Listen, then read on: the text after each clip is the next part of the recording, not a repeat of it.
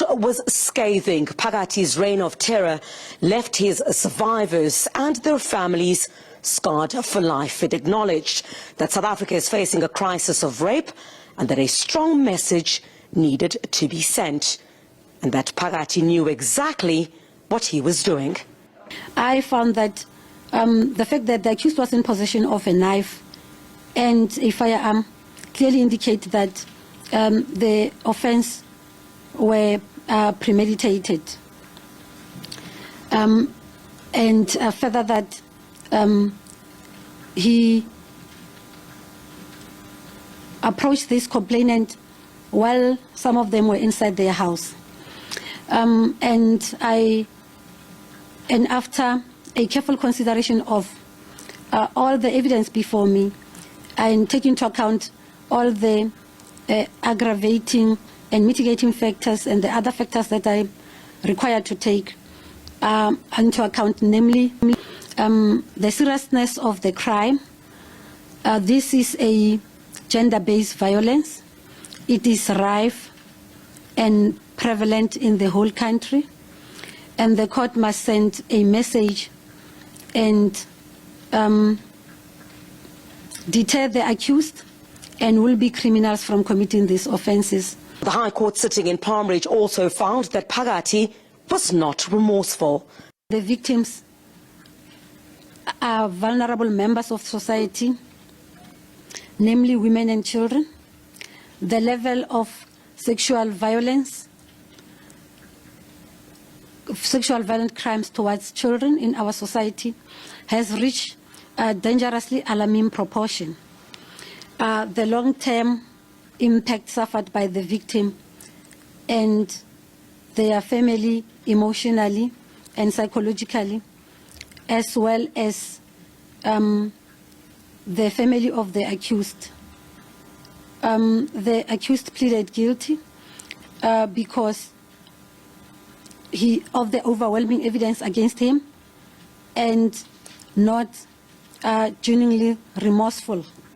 Judge Makolomakwe found that the aggravating circumstances far outweighed the mitigating factors and that multiple life sentences could not be ignored. The mitigating factors in this matter do not outweigh the aggravating factors of this matter.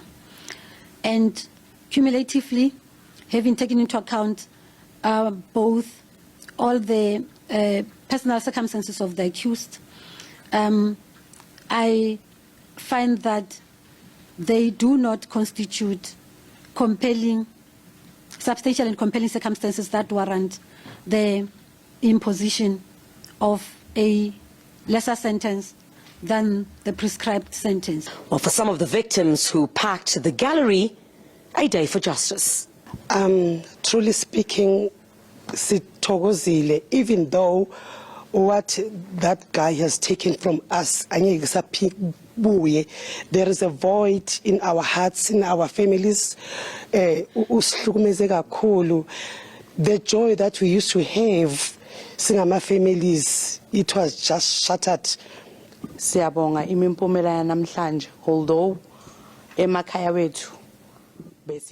While she says she is happy about today's outcome, even though as families they have suffered, she says today is a good day for justice. Ukuthi ekugcineni umthetho uze waba nejustice kuma survivors. Mina njengomzali ngifuna kuqala ngiqale ngibulela uNkulunkulu kuyo yonke into because bengasilula as abazali. This parent says she's happy it is finally over. It's been very difficult for them as families. Sometimes their children would cry and they don't know what they're crying for. She says that when this incident took place, her child was in grade 11, but God has managed to carry them. She says she is happy on this outcome.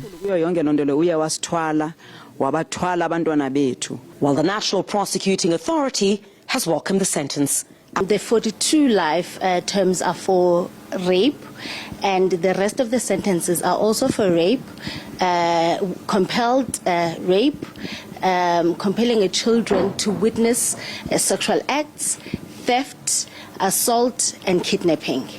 And obviously, as the NPA, we welcome this sentence. This is one of the biggest sentences that have ever been handed down. And you must remember, this case had a total amount of 96 dockets. So to have such a sentence is good. We welcome the sentence, though we understand that the victims might never recover from what happened, but we hope that they might find justice from this sentence. Well, Phakathi's name will be added to the National Register of Sexual Offenders. Criselda Lewis, SABC News at the Palm Ridge Court.